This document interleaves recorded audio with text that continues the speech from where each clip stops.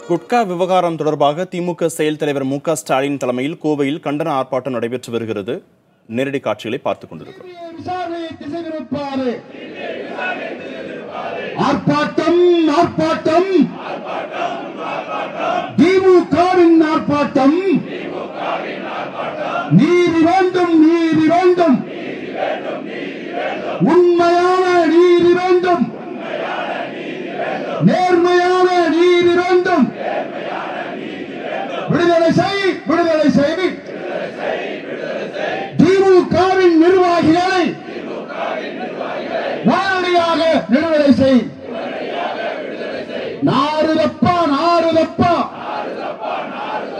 நாடெங்கும் நாறுதப்பா. எடுபடாத எடப்பாடி ஆட்சி உனக்கு வருகிறா.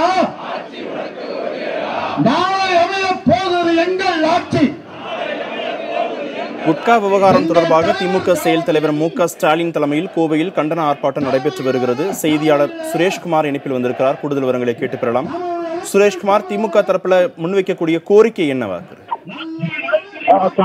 சூலூர் மாவட்டம் கண்ணம்பாளையம் பகுதியில் கடந்த வெள்ளிக்கிழமை கோவை மாவட்ட காவல் கண்காணிப்பாளர் மூர்த்தி தலைமையில் காவல்துறையினர் சோதனையில் ஈடுபட்டாங்க. அப்போது அங்கிருந்த திமுகவினர் இது தொடர்பாக வெளிப்படையான விசாரணை வேண்டும் என்று போராட்டத்தில் ஈடுபட்டாங்க. இந்த சூழ்நிலையில அந்த போராட்டத்தில் ஈடுபட்ட 10 பேர் மீது வழக்கு பதிவு செய்யப்பட்டது. இது முற்றிலும் இந்த வழக்கை திசை திருப்பும் நடவடிக்கை என கூறி நேற்று முன்தினம் கோவை மாவட்ட காவல் கண்காணிப்பு அலுவலகத்தை திமுகவினர் முற்றுகையிட்டு போராட்டத்தில் ஈடுபட்டாங்க. இதன் தொடர்ச்சியாக தொடர்ந்து அவர்கள் மீது வழக்கு என்பதை வாபஸ் பெறாத சூழ்நிலையில் இன்று திமுக செயல் தலைவர் ஸ்டாலின் தலைமையில் கோவை செஞ்சிலுவை சங்கம் அருகே தற்பொழுது கண்டன ஆர்ப்பாட்டம் என்பது நடைபெற்று வருகிறது.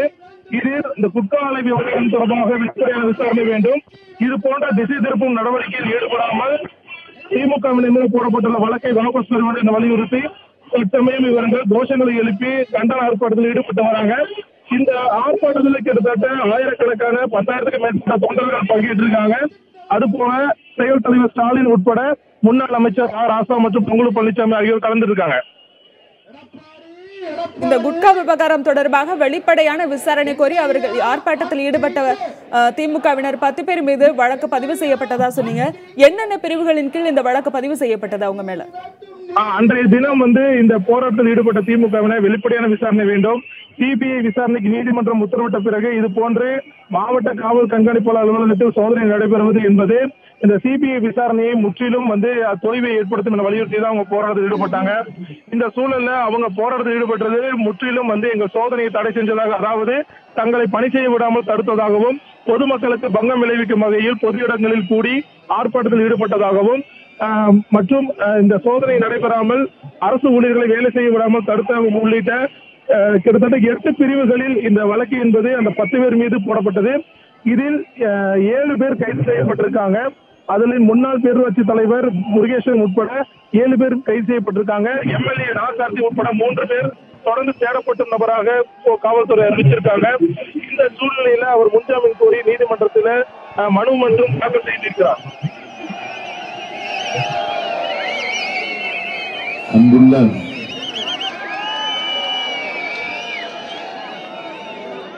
கழகத்தினுடைய முன்னோடிகளை, தலைமை கழக நிர்வாகிகளை, பல்வேறு மாவட்டங்களிலிருந்து வருகை தந்திருக்கக்கூடிய மாவட்ட கழகத்தினுடைய செயலாளர்களை, ஒன்றிய கழக, நகர கழக, பூர்வ கழக, கிளை கழகத்தினுடைய நிர்வாகிகளை, பல்வேறு அணிகளை சார்ந்திருக்கக்கூடிய அமைப்பாளர்களை, துணை அமைப்பாளர்களை, பெரியோர்களை, தாய்மார்களை, கழகத்தினுடைய ஆற்றல் மிக்க செயல் வீரர்களை. சுரேஷ், இப்போ சிபிஐக்கு வழக்கு விசாரணை மாற்றப்பட்டிருக்கக்கூடிய சூழ்நிலையில மாநில காவல்துறைக்கு அங்க ஆய்வு நடத்தக்கூடிய அதிகாரம் இருக்கா? வருவாய்த்துறையினர் அதிகம் அனுமதி இல்லாம சீல் வைக்கப்பட்டதுன்னு ஒரு செய்தி வெளியானது. அது குறித்த பின்னணி என்ன? அன்றைய தினம் சோதனை முடிந்து கடந்த வெள்ளிக்கிழமை என்பது சோதனை துவங்கியது. அடுத்த தினம் சனிக்கிழமை காலை 11 மணி அளவில் அப்போதைய அங்கிருக்கக்கூடிய உணவுத்துறை அதிகாரிகள் மற்றும் கிராம நிர்வாக அலுவலர் முன்னிலையில் தான் சீல் வைக்கப்பட்டது. இந்த சூழல்ல வந்துட்டு நேற்றைய தினம் மீண்டும் காவல்துறையினர் அந்த குட்கா ஆலையில சோதனை மேற்கொண்டனர். அப்போது தாசில்தார் மற்றும் உணவு பாதுகாப்புத்துறை அதிகாரிகள் என வருவாய்த்துறை அதிகாரிகள் மற்றும் உணவு பாதுகாப்புத்துறை அதிகாரிகள் இல்லாமலேயே காவல்துறையினர் அந்த சீலை அகற்றி அந்த சோதனை ஈடுபட்டது மிகப்பெரிய சர்ச்சையை ஏற்படுத்தி இருக்கிறது.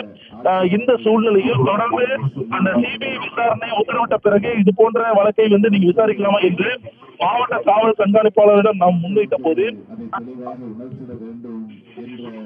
அடிப்படையில் இந்த ஆர்ப்பாட்டம் இங்கு நடைபெற்றுக் கொண்டிருக்கிறது. ஆகவே இந்த ஆர்ப்பாட்டத்தில் உங்களோடு சேர்ந்து நானும் பங்கேற்பதில் நான் மகிழ்ச்சி அடைகிறேன், பெருமைப்படுகிறேன். அந்த மகிழ்ச்சியோடு பெருமையோடு உங்கள் அனைவரையும் நான் கேட்டுக்கொள்ள விரும்புவது, எந்த உணர்வோடு, எந்த கொள்கையோடு, அந்த எந்த லட்சிய உணர்வோடு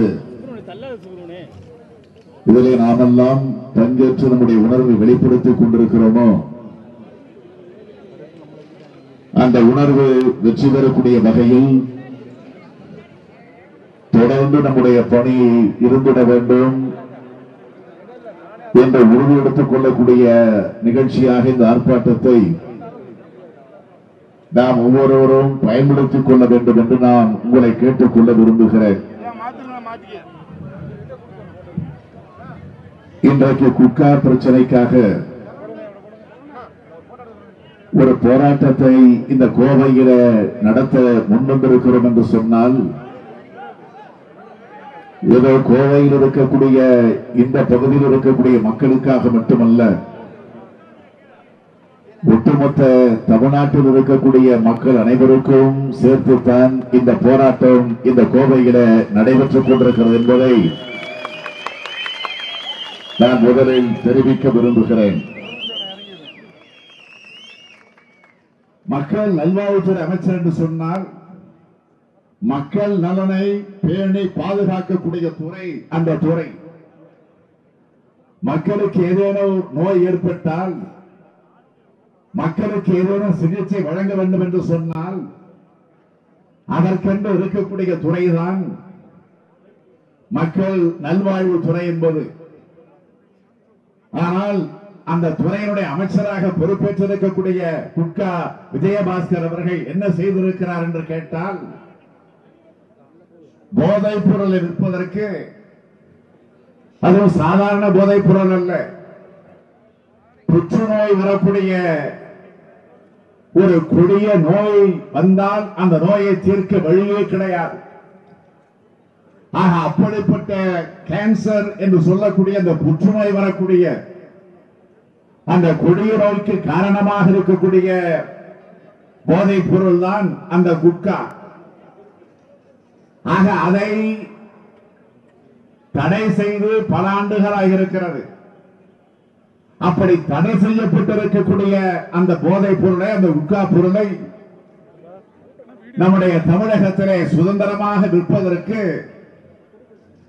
அதற்கு மறைமுகமாக, ஏன் வெளிப்படையாக மாத மாதம் மாமூல் வாங்கிக் கொண்டு அதை விற்பனை செய்வதற்கு அனுமதித்திருக்கக்கூடிய ஒருவர் தான் இன்றைக்கு மக்கள் நல்வாழ்வுத்துறை அமைச்சராக இருக்கிறார் என்று சொன்னால், இதைவிட மானக்கேடு தமிழ்நாட்டிற்கு வேறு எதுவும் வந்துவிட போவதில்லை. சரி, அமைச்சர் மட்டுமா? சட்டம் ஒழுங்கை பாதுகாக்க வேண்டிய துறை என்பது காவல்துறை. அதுவும் காவல்துறையுடைய தலைமை பொறுப்பில் இருக்கிறார் இன்றைக்கு டிஜிபி என்று சொல்லக்கூடிய தலைமை பொறுப்பில் இருக்கக்கூடிய ராஜேந்திரன். அவருக்கு மாமூல் ஒவ்வொரு முறை வழங்கப்பட்டிருக்கிறது. அதேபோல் சென்னை மாநகரத்தினுடைய கமிஷனராக இருந்து அண்மையிலே ஓய்வு பெற்றிருக்கக்கூடிய ஐபிஎஸ் அதிகாரி ஜார்ஜ். ஆக இவர்களுக்கெல்லாம் அந்த குட்கா பொருளை சுதந்திரமாக மக்களிடத்தில் விற்பனை செய்வதற்கு ஏறக்குறைய 40 கோடி ரூபாய்க்கு மேல் அவர்களுக்கு மாமூல் வழங்கப்பட்டிருக்கிறது என்று ஆதாரத்தோடு அந்த குட்கா டைரியில குறிப்பிடப்பட்டிருக்கிறது. இதெல்லாம் எப்போது என்று கேட்டால் அப்போது தமிழ்நாட்டுடைய முதலமைச்சர் மறைந்த அம்மையார் ஜெயலலிதா அவர்கள், அப்போது டிஜிபியாக இருந்தவர் IPS அதிகாரி அசோக்குமார் அவர்கள், அவரிடத்திலேதான் வருமான வரித்துறை விசாரிக்க வேண்டும் என்று அவருக்கு கடிதம் மூலமாக தாக்கீது அனுப்பியிருக்கிறார்கள். அவர் விசாரிப்பதற்காக உரிய நடவடிக்கையை அவர் ஈடுபடுகிறார். உரிய நடவடிக்கையை அவர் ஈடுபடுகிற நேரத்தில் இவர் ஒரு நேர்மையான அதிகாரி அசோக்குமார் IPS என்கிற அந்த டிஜிபி நேர்மையான அதிகாரியாக இருக்கக்கூடியவர். எனவே இவர் முறையாக விசாரித்தால் பல பேர் சிறையிலே போய் இருக்க வேண்டிய நிலை வந்துவிடும் என்று பயந்து இரவோடு இரவாக அந்த அசோக்குமார் IPS அதிகாரியை இரவோடு இரவாக அவருக்கு பணி நீடிப்பை ரத்து செய்து அவரை வீட்டிற்கு அனுப்பியிருக்கிறது இந்த ஆட்சி. அது மட்டுமல்ல, அன்றைக்கு சீஃப் செக்ரட்டரியாக தலைமை செயலாளர் பொறுப்பிலிருந்தவர் யார் என்று கேட்டால் ராம்மோகன் ராவ் அவர்கள். ஆக அவரிடத்தில் அந்த டைரி ஒப்படைக்கப்பட்டிருக்கிறது. நான் ஏதோ வாய் பிடித்ததோ மாங்காய் பிடித்ததோ என்று பேச மாட்டேன், எதையும் ஆதாரத்தோடு தான் பேசுவேன். ஏனென்றால் நான் ஏற்கனவே பலமுறை சொல்லியிருக்கிறேன், நான் தலைவர் கலைஞருடைய மகன், எதையும் ஆதாரத்தோடு தான் பேசுவேன்.